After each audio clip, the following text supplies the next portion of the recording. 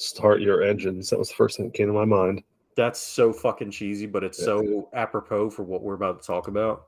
Yeah, you sent me a link earlier today in regards to Dodge and some interesting things with going electric, but rumors of staying with a combustion engine on a particular vehicle. And I think this was kind of fun to dive into, and we could kind of expand on this. So what you got? So apparently, they're going to bring a next gen Charger and Challenger back. Um, Now I don't know what this. I don't know. I've seen pictures online. I don't know how accurate these mock-ups are, but Dodge has confirmed that they're going to have new engines with a Hurricane inline six. They've got those, and then they've got this other twin turbo inline six that they're talking about called a Hurricane. Yeah, it was really cool. I was reading the article you sent was initially off of motor1.com, and then I kind of clicked around through some others, Truth About Cars, Auto Evolution, some of these that you come up with just, searching this topic. And I tell you what, it's really cool because the thing that makes it really cool is that we all thought like these were dead and they were going to be basically rebranded into just straight EVs, or basically discontinued, and then you would see these in maybe some, not maybe not a rebrand, but like in the next iteration would be an EV, and then this sounds a bit more promising, honestly. Right.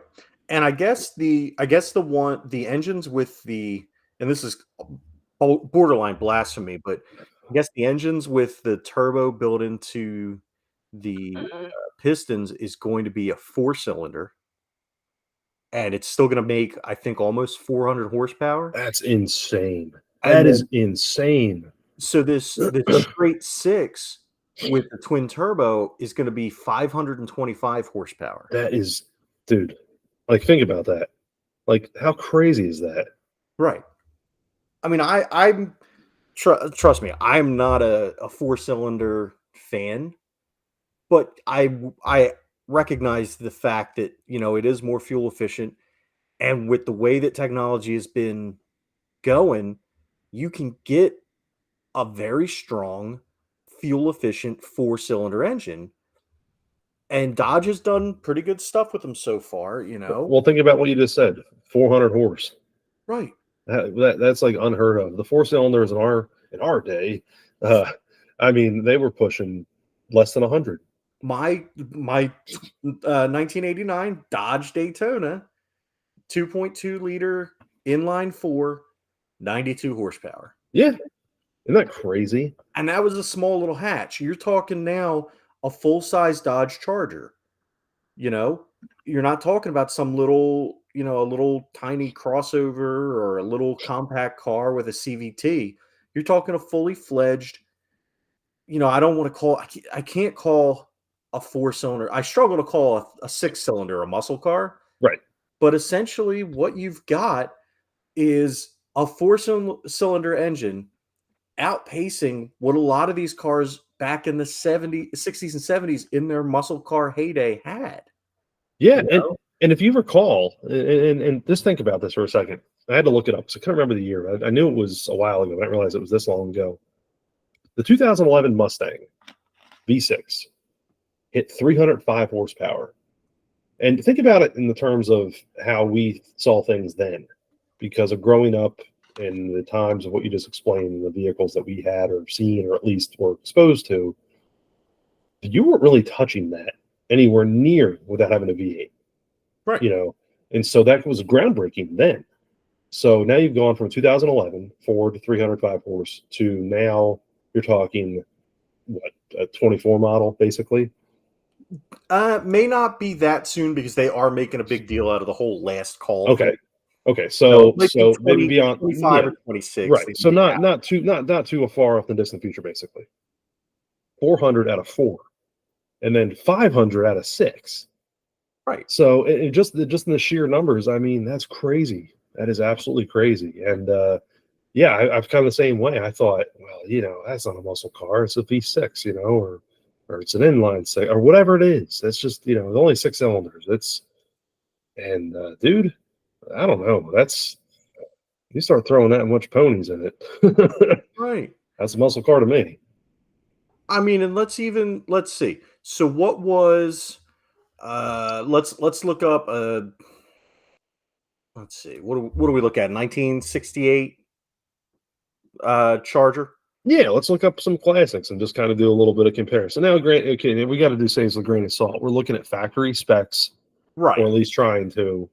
We're not talking about ones that people mod for drag racing or whatever. We're well aware of the fact that they take these things and can get several hundred to 1,000 or more horsepower. But Right. that's with a lot of work. We're talking basically out of the box. So the base engine was a 5.2 liter V8 and it got 230 horses. Isn't that crazy? There was a 290 horsepower or a 330 horsepower version of the 6.2 liter engine. Also, the Challenger that I had was a 3.6 liter engine, V6, and it was 305 out of the box. Wow. Isn't that crazy? So, just the fact that they can refine it down even further to a 4. Now, granted, mine was naturally aspirated. So Right. there's a difference between a naturally aspirated engine getting 300 plus horsepower and a 4-cylinder with a turbo. But still, just the fact that you can cram that down into a 4-cylinder. Yeah. Still get that. And with the turbo, you're getting more torque. Yeah. So, show me the downside besides the purity of it. Yeah, it's absolutely wild. And that was funny. You kind of sparked my interest in looking at this. My dad at a time had, and he always, one of the cars he always brings up, that's why it sticks in my head. He had a 63 Plymouth Sport Fury, which is a pretty cool looking car. It's typical, very common 60 style, with the very nice chrome details, that those sort of things. So certainly something to look up. But V8 on that, 230 horses. Right. And they had a cool name like the Sport Fury. Right. Which is, that's a badass name. Yeah, it's absolutely crazy where it's going. And I was so glad when you sent that to me, because I know that there's a place for EVs. And I know there's, geographic locations that would certainly benefit well. And I know Tesla's done well and other companies have done well in the EV space. I also know the other side of it too, where I see horror stories of people that have like the not the F1, but it's the Lightning, the new one, and it's like, yeah, and it's just like, first of all, it has a horrendous price tag. It's over $100,000 or whatever. Right. And then just horror stories about like, it's not holding a good charge and it's only going this many miles, and it kind of takes that whole, let's take the good old American road trip right out the window. Yeah. So there are some pain points. We can't hide that. I mean, that's just the way it is. Right. So whenever you sent that, it's like, cool. Like, they're not completely you're not completely doing away with it. And not only that, they're using the technology to see how much they can possibly get out of it, which is awesome. Right. And look, let's put all the cards on the table. So when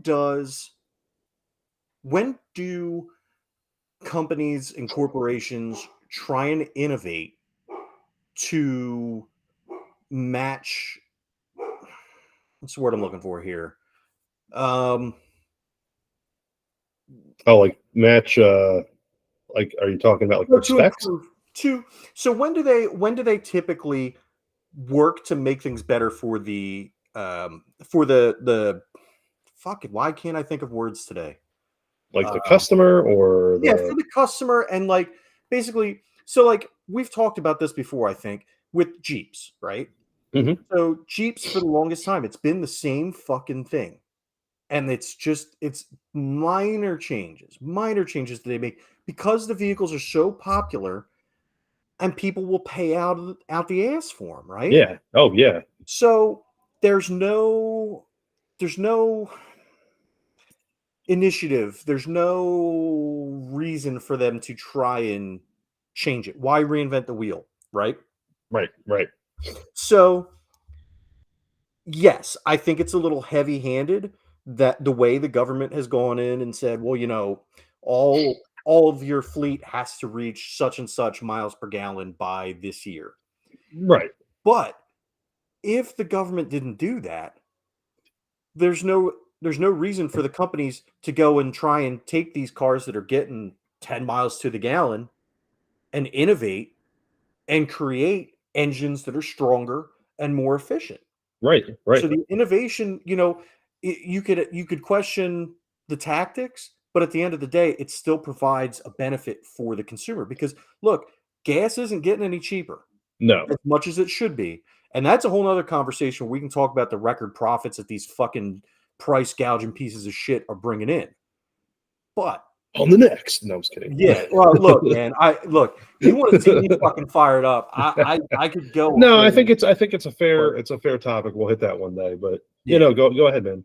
But it's good for the American people. It's good for everybody, not just the American people, because everybody's going to benefit from these changes, from these innovations, and people like you and I who are like, well, I'm hemming and hawing on getting an electric vehicle. I recognize the benefits, but I also see, like you said, the pain points, especially if once I move, I do plan on driving back and forth to home a lot. And I don't mean fucking Florida. You just point that out right now. I don't fucking mean Florida. But driving back and forth to go home, to go see you guys, and it's a lot of that would be taken up. A lot of that time would be taken up by charging it at EV stations. Yeah, and at least with the way the technology stands now, I've read articles about more efficient batteries and a lot shorter. And I mean, look, we've seen that with our cell phones, right? Right. I mean, think about your cell phone 10 years ago compared to it now, and how quick it charges and how long it lasts with all the extra bells and whistles. Right. But it's funny. I got to thinking about it. At one time, I had a 2003 Impala, had a V6 3800 in it. And I just looked it up real quick, so I was curious. So on paper, that thing was 27 miles to the gallon on the highway, which was pretty good on paper. I remember at times, and again, back then, I wasn't as much of a baby with it as I is now. I was a little harder on cars then, but I would routinely see 33 or 34 miles a gallon in that thing with a strong V6.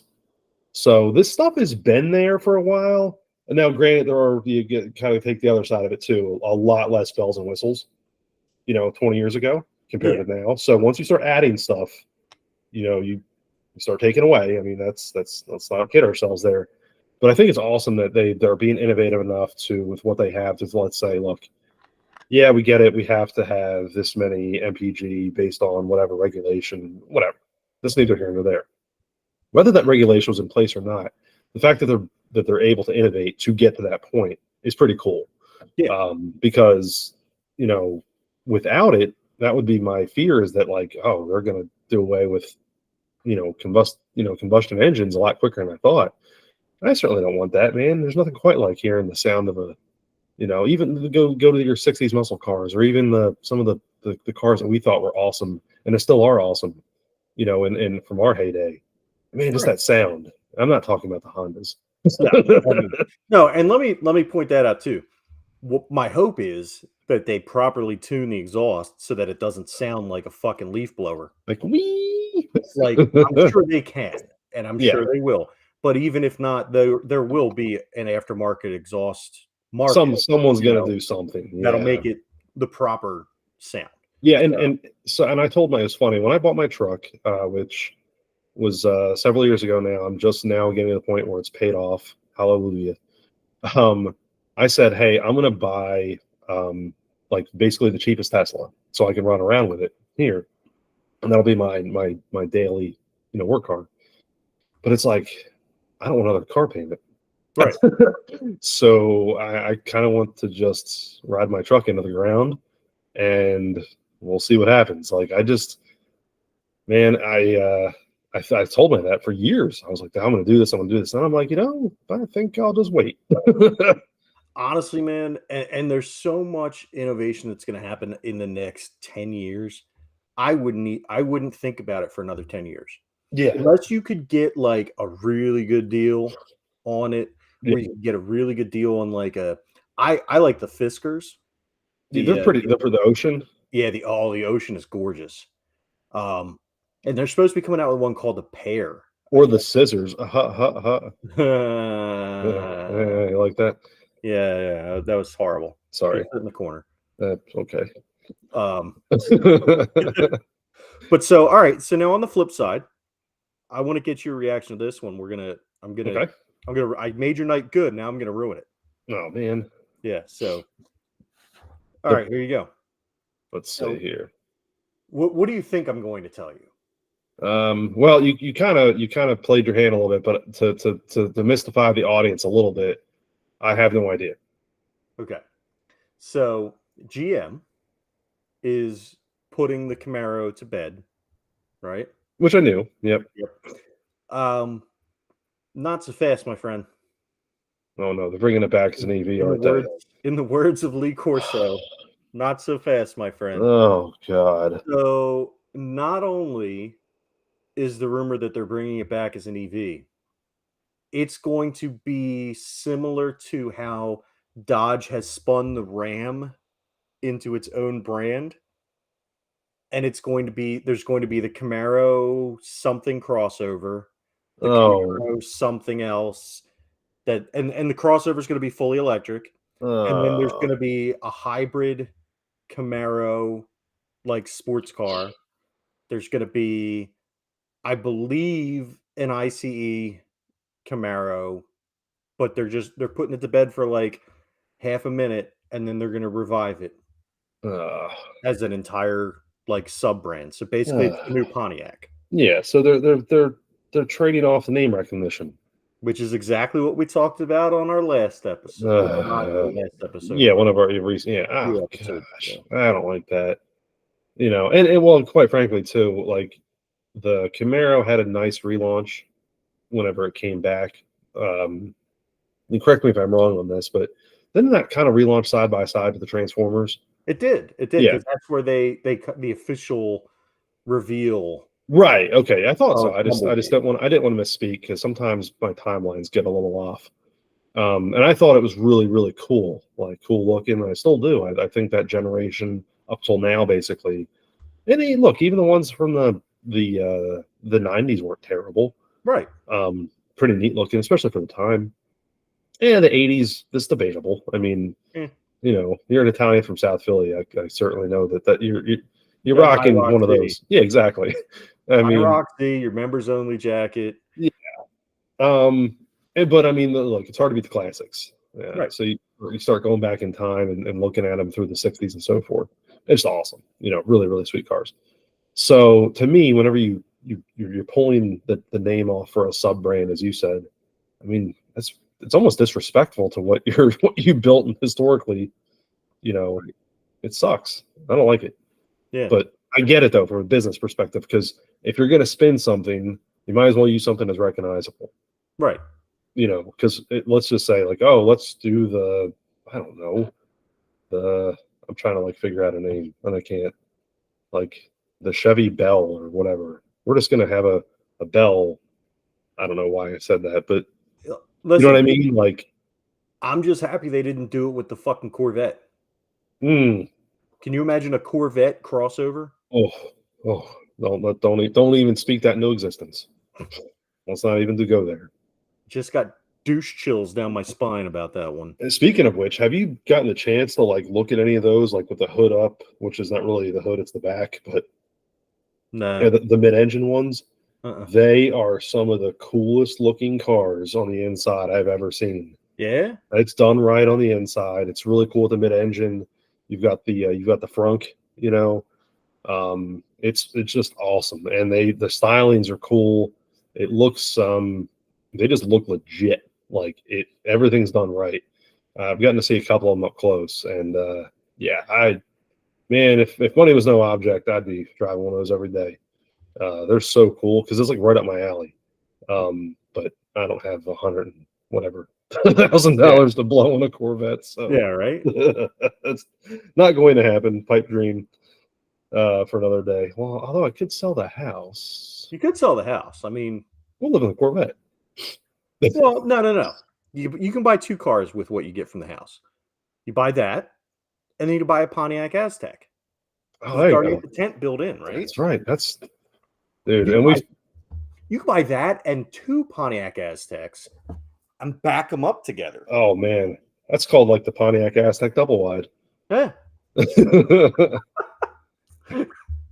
um,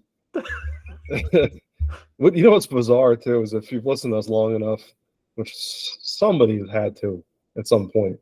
Yeah. It's like, wow, these guys talked about this like 2 years ago. Yeah, somebody has to put 2 and 2 together on that one. I know there's some deranged person. I mean, maybe that's the noise I heard outside my window last night. Is Talk that about the person? Pontiac Aztec. Yeah. There's some deranged Pontiac Aztec fucking message board. And they're like, "Hey, did you guys hear this?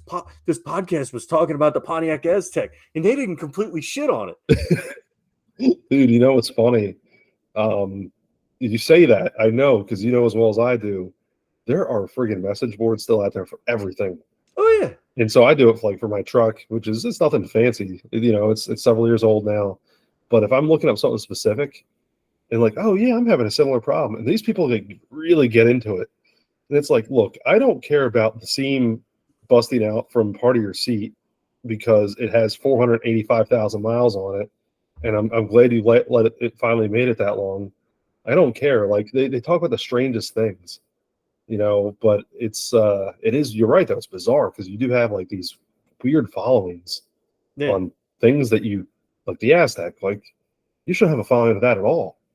Dude, you know how many groups there are about the Honda Element? You're probably I mean, look here, let's not equate the two. The Element's at least something. Yeah, the Element could be a serviceable vehicle. The Element Yeah. could be a serviceable vehicle. But I've seen that, you know, obviously my struggles with vehicles the past few years have been well documented on this podcast. But I've been looking around because I'm thinking I might be getting closer and closer to purchasing a vehicle, and so I've been looking at a couple different ones that I might buy into, and looking for the groups online to see, hey, what are common issues with these vehicles, so I know and like what years to avoid and such. Like I've as much as I swore off Nissan, aside from Maximas, I found a pretty inexpensive Juke. And, yeah, the Nissan's actually a pretty, you know, they're pretty reasonable still. You know, because I remember looking around like when we were looking for an SUV, and I can't tell you how many times like we would look at, you know, Pathfinders or something that was readily available because the price point was decent, you know, for what we were looking at the time. And I almost went down that road, you know. I mean, it was certainly like, man, because I remember having a couple friends that had Maximas. I thought they were awesome. yeah. Oh no, I love the Maxima. I had an Altima. The Altima was good, but it started to. I had some issues with it. I took it to the local dealership, and I hate the local dealerships here for Nissan. So that's part of the reason. Another problem. Yeah. Yeah. So I mean, like that would be if I move, would be the only way that I would get a Nissan. Right. But I also was looking at minis, and minis. Because I was concerned, you know, it's a mini. It's essentially a baby BMW. It'll be expensive to fix. The parts will be hard to get, hard to replace and everything. And actually, the parts for the minis, because they don't change their engines very well. They don't change how they engineer any of that stuff. So as long as you get one that's not like the very first generation, you're like readily able to get parts. And you might have to take the front bumper off the car to do it. But once you get the front bumper off, it's fairly simple to do any kind of maintenance you need to do to it. I won't say who just for sake of our pod here, just out of anonymity, but I do know somebody that had I believe it was 2006 Mini, but they had some exhaust issues. And part of the problem was like because of how small everything was, they had to get something custom done. And he was freaking out because it was like, you know, this is going to be pricey. But we found a shop, you know, in town, close by. And the guy's like, oh, yeah, I'll do that. $75. I was like, wait, what? Yeah. And it's like, that's pretty awesome. Yeah, and that's the thing too, like, if you know anybody that can fabricate stuff, you're golden, because a lot of the stuff, like, it's not necessarily very it's not complicated. It's Right. not like a Beamer, like your typical Beamer and all that stuff. Like, if you know what you're doing, you can do it fairly cheaply, and the way I was looking at it is and part of the reason I was thinking about it was I was looking at that manual one that I had sent you. So I'm like, man, Right, right. that is pretty sweet. But I just don't know if I want to make that jump again and go back to the land of manual with all my health issues lately. Yeah, no. It's no, and it's kind of funny you say that too. Did I was where I'd seen the up close Corvettes. I'd gone to a car show recently. They actually had a couple of old Volkswagen Bugs for sale. Hmm. I believe one was a '67, all original, of course manual. It's not Right. like, and that was they were like 20 grand. It was interesting to see where they were at now price wise, because I didn't really know and didn't really care, to be honest. But it's neat to see.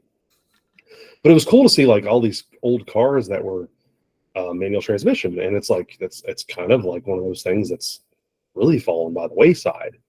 Yeah. So I mean, I off the top of your head, and I mean, and we're not talking about, we're talking about basically your everyday drivers and maybe pickup trucks and stuff. I don't know of anything now that's really made manual too common. Do you? I believe the Challenger, um, Volkswagens still come. I believe the Jetta and the Passat still come manual.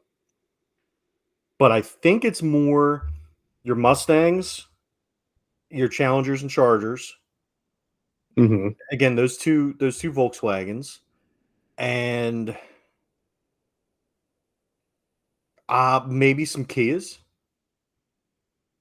There might be Yeah, some Kias yeah, too. and I'm not gonna lie, I didn't do my homework on that part of it. I think it was more of a conversation that maybe we've brought up through text or we've had over time. Jeeps, Oh, right? that's right, that's right. Actually, and it's funny. I'm glad you said Jeeps, because I looked up. I was curious. What do you think a baseline Jeep Wrangler 2-door is these days? It's gonna be 39.9, Not quite that bad. 30 grand. 30 grand. And Okay. again, that's baseline. So I mean that comes with wheels. Right. Um, The new Ford Bronco comes in manual as well. Oh, one other thing too. And again, since we're staying on vehicles, I saw something that I had never seen before in the flesh. Now, granted, this was on a Kubota like lawnmower, Mhm. Michelin, no air, like Oh, yeah. yeah, Nice, yeah. nice. I actually put my hands inside because and the guy was kind of looking at me, and I'm like, dude, this is awesome. He was like, okay. No, those are cool. Like, I'm excited about their proliferation. I don't so here's my question on it. And granted, it works great for tractors and mowers and such. When you get to something like an EV, and this is one of the things that they've got to work out with EVs too before it becomes more, you know, palatable for the daily, the normal person to have it. EVs eat tires Right, because of right. the added weight. How would those have they made those yet that can be used with EVs? That's a good question. I don't know. Because that's something, because of the construction, it's going to hold the weight for your car, but your car is so much lighter than an EV. So while we're making, Yeah, I you know, guess they have. they have it. I just did a quick search, and I guess they have put them on. Uh, yeah, future Tesla Model 3 may run on Michelin, the no air. I don't know what they're called, the airless tires. Hmm. Yeah, I don't know. I just thought that was so cool just to see it on anything really, because Yeah, I'd never seen them in the public. No, I haven't either. I've seen him in articles and stuff like that. I've seen him online, but I've never actually seen him in person. So And that would it's funny you say the weight thing too. I've got a small travel trailer, but it weighs loaded, close to 5,000 pounds, so it's got some weight to it. And the trailer that I have has a common issue of blowouts, like bad blowouts, like insurance company has to get involved blowouts. shit. And there's, we can argue back and forth on talking about forums. I've seen some of the dumbest things ever posted on this, but it's like, keep it properly inflated, have your, weight distributed properly, all that stuff. That's just common sense. But these tires that are on there do have the tendency to blow. I've seen plenty of pictures, and I firmly believe some of these people have said, "Oh, I did have them properly inflated, and they weren't," and all this stuff, and I wasn't going over 65 miles an hour, that sort of thing. When does it come time to do an airless on something like that, where it's a common problem? Like, Oh, dude, yeah. cars don't really have that problem. I've never just randomly seen car tires just blow out, unless it was just like was running on belts. So now I will say that it was either Stephanie or Ryan. One of them did have that. Really? Yeah. Was it like this defect or? Yeah, it was a defective tire. Wow. Huh. And it blew out. I want to say on one of the bridges down here too. No kidding. Okay. Yeah. Interesting. Huh. Wow. So, Yeah, and it's uncommon though. It's not like yeah. like a semi, where those blow out Right. all the Those time. blow out all the time. But yeah, no, you're right. It is very uncommon for just a random, a random intact tire to just blow, you know. Hmm. Normally it is a defect. It's either defective or not cared for or worn out, like you said, on belts. Like there's something structurally wrong with it to begin with, and then it blows out. Right. Yeah. No, and I think that's like just one of those things that's almost like just unfortunate, you know. Um, but yeah, no, it's cool. It's cool to see that, and I just wonder, different applications, with going forward with that. But you're right. I mean, EVs do have added weight, and so there could be some issues there moving forward. Who knows? But I don't know. Before we leave the car space, do you got anything else you want to chime in with cars? And we do want to chat a little wrestling here before we sign off. I'm trying to remember. There was something, but oh well. All right. So tangentially related to cars, have you seen the trailer for the Gran Turismo movie? No, I've read a little bit about it though, and I'm a big Gran Turismo fan, so I haven't watched the trailer yet though. What's your take on it? So I'm the opposite. I am not a Gran Turismo fan. Like I liked it when it first came out, and I played Gran Turismo 2. But by and large, I don't really much care for the series. But the movie looks good, and I'm very surprised because I really thought this was gonna be one of those movies. I was really like, oh yeah, okay, whatever. But the cast looks good. It's got David Harbour from Stranger Things and Hmm. Black Widow, um, and Hellboy. He was an awesome Right, Hellboy. right. But it actually looks really good. And apparently it's based on a true story, which I did not know. So they apparently used Gran Turismo to help find a new Indy driver. Really? Yeah. And they actually competed in a race. Now I don't know anything beyond that. Like I don't know if how they did. I don't know I literally have not looked any of it up because I don't want to have it spoiled in case I do see the movie. But it looks good. Like I'll definitely look for it when it comes streaming, and I may end up in the theater to watch it, but I don't really get to the theater that often now. But that might be one to go see. So Cool. Yeah. No, I bought the latest Gran Turismo for the place. Well, I say bought. I got it as a gift for the PlayStation 5. Um, Look, the game is gorgeous. There's no denying it. It is absolutely beautiful, but it is just as the series goes. It's a racing. It's an auto simulator. So, um, it's it basically is akin, and we've not really ever talked too much about Gran Turismo on this. But it's almost down to the point where it's like Microsoft Flight Simulator. So you really have to be into that. And I love the Gran Turismo games. I just didn't find myself playing the new one as much because I kind of got out of that. Right. Loved it. It's so pretty. I mean, probably the nicest game I've seen yet. I mean, it's that gorgeous. The cars look realistic. I mean, everything looks realistic, but it's just like I'm racing on a track. You know what I mean? Yeah, yeah, and that's kind of where it lost it. Like, I need a more arcadey type. Right. I need something else going on, and I think that's just, you know, part. You know, it's human nature at this point. It's like, hey, yeah, you know, can I just throw a little missile on this thing? Like, I think the last like racing sim like that I liked was Forza for the 360. mhm. Was really fun, but I'm not. I like the Sega GT game that came out for Dreamcast and Sega GT2 for the original Xbox.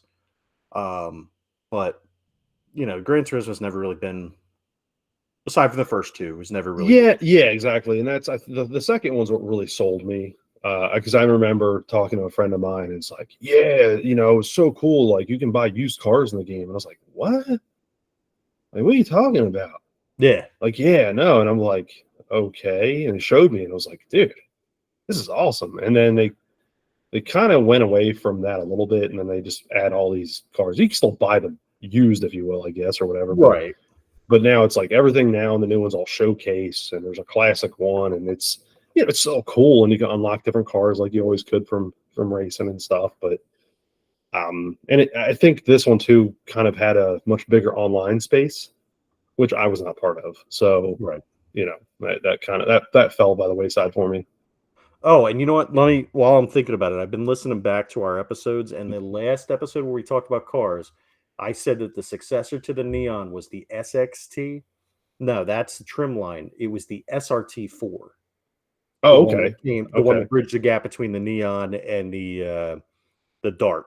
It was the SRT4, and it was essentially just a rebadged version of a Neon. right, That was more performance oriented. But I wanted to correct that because it drives me nuts when I listen to other podcasts, and I know that what they're saying is fucked up. It's like, no, it's not that, it's this, and they never correct themselves. So I wanted to correct myself. We strive to get things right here. That's No, it's funny. I think before we dive into wrestling, before we close out, I do this. I do that whenever I have to do some post edits and stuff. I'll listen. I'm like, oh gosh, that wasn't right at all. It's always me, like, because I always know it. You always hear yourself saying it wrong, and it's like, screw it, I'll leave it in. You should start breaking in and being like, hey, Tom here.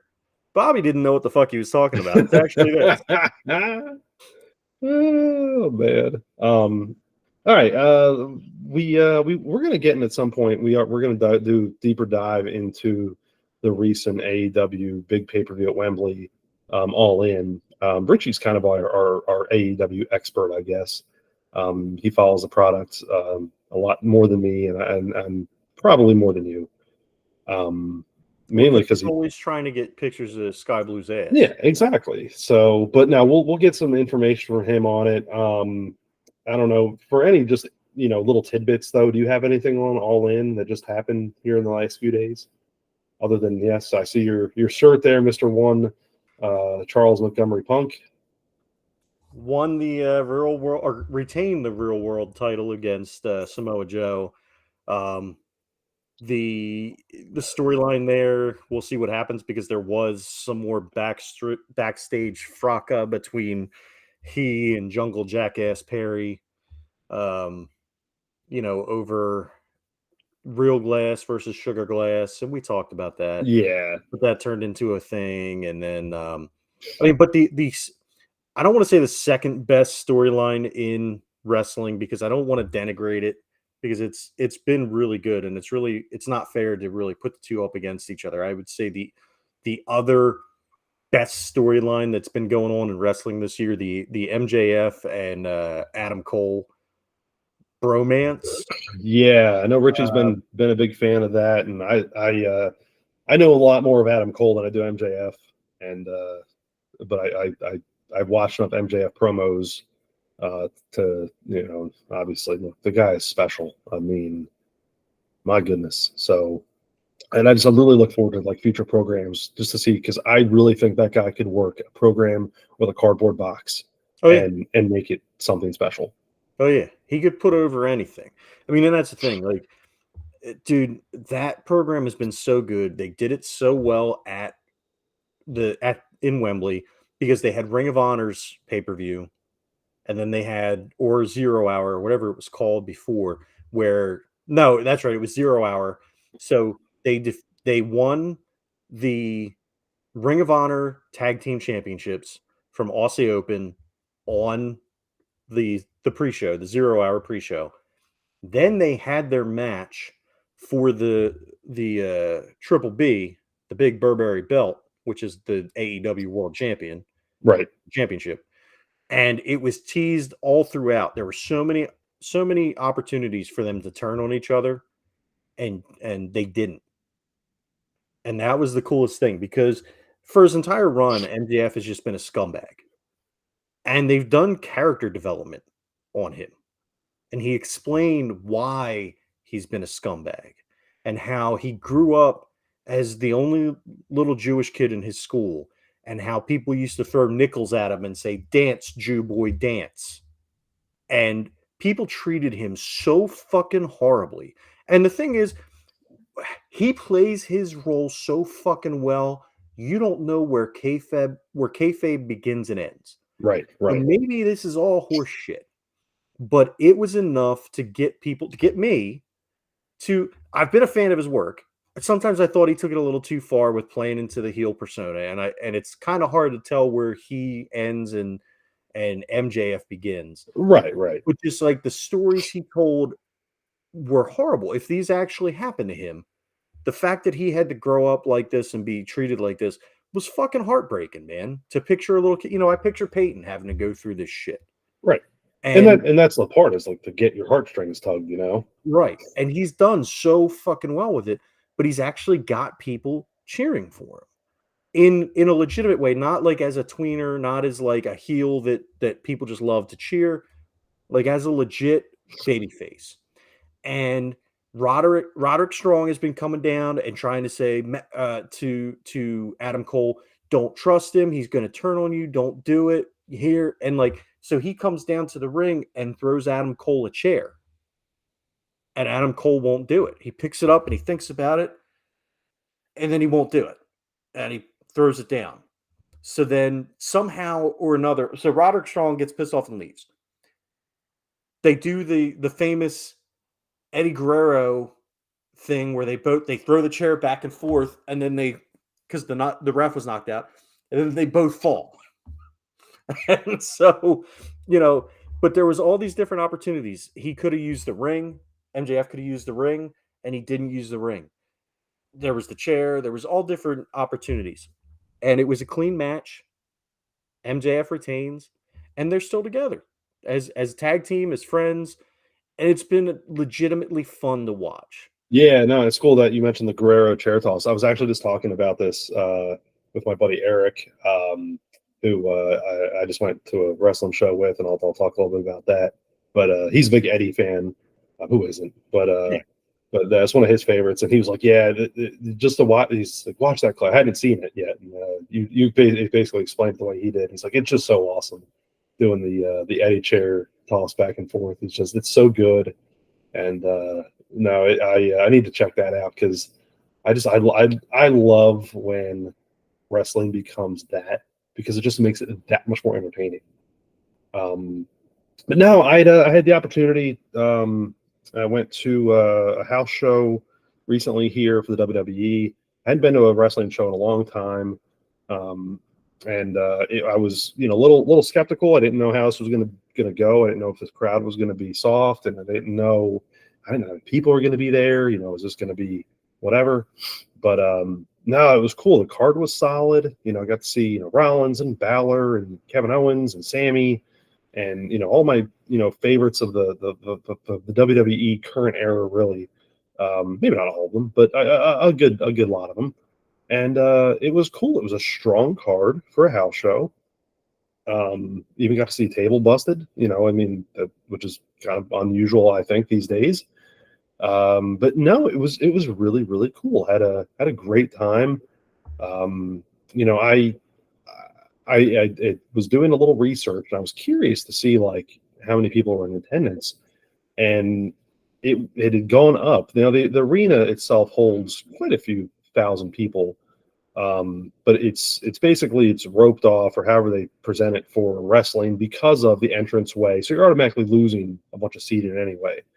So where you have an arena that holds 7,000 people might only realistically hold like 4,000 or 5,000 for wrestling. And that's mainly not because like, oh, they're trying to cover up seats or whatever. No, they have to have like areas where you have your rampway walking up and your stage and all that. And if you actually have seats in places that are kind of cordoned off, you can't see anything. So there's a reason for that. Right. So I think this place was designed for about 4,000 wrestling fans. And the last time they had a show there was June of 22. Again, granted, different times, people, still kind of coming out of the like the COVID hibernation, if you will. So it might have been, down because of that. But it was 2,600 was the draw. This one was 1,000 more than that, and it was awesome to see. And apparently, like doing some research, going back and forth on not only just WWE but also AEW. These houses are good, and I think it's a good thing going forward. I'm not saying that wrestling's like uber popular again. I'm just saying that people are going to shows, Right. and that's ultimately good for the product. So. And that doesn't matter which company, if you're a diehard of one company and you hate the other and vice versa, it doesn't mean it's good for this company or it's good. No, it's good for the industry as a whole, because when a rising tide raises all ships in this situation, interest in wrestling is good. Period. Yeah. That's Yeah, no, you're 100% on, and I had sorry, I should have cut it there, but no, I have to interject with this. Tyler, who's been on our show before, actually went to an Impact show about a year ago, and he said it had a crazy, like basically Iron Man match, and it was just awesome. One of the best matches he'd ever seen live. And he's like, "Yeah, you need to check this out." And it was Josh Alexander and somebody, and I just can't remember off the top of my head. But and it's like basically you're talking about like, I hate to say this, they're not third-rate guys, but they're guys that are not household names. right. But they're still putting on quality, they're still drawing an audience, and they're making it exciting. Like, that's fun. Like, Yeah. and that's what it should be. Right. And before we wrap it up here, I just want to say that again, we did our tribute to Bray, Wyndham Rotunda, in our last episode. One of the things I thought was really cool was across every company this weekend there were tributes, not just from the companies themselves, but from the individual wrestlers. One of the coolest being House of Black came out and put a lantern down. And I did see that. Yeah. And so there was a lot of cool stuff like that. But there was some cool tributes at your show as well. Yeah, it kind of went viral. Seth Rollins basically broke down crying, and said that, the fans were basically his therapists, and it was touching, man. It was hard to see. It was hard to watch. He was legitimately broken, basically. But like with any true professional, plowed through it, and yeah, it was cool. I think even the WWE posted it, which I don't think they post too many things from house shows. No. So, and it was cool, and it was an intimate audience. Like I said, you're talking 3,600 people. So, it was cool to witness. Yeah, and then last night on Raw, he actually put the Fiend's plate on his belt. Oh, no kidding. Yeah, so he has the Fiend's nameplate on his belt on the one side. That's cool. That's cool. I hadn't seen that. Yeah, I thought that was really classy. that's awesome. And I've talked a lot of shit on Seth on this show, but he's lost a friend. He lost a friend. As much as we lost a part of our lives, this was an even greater part of his life, and all of the men and women who were in WWE and some who were in AEW and knew him and loved him. And it was a fitting tribute. And I think it's safe to say that everyone did right by Bray this weekend.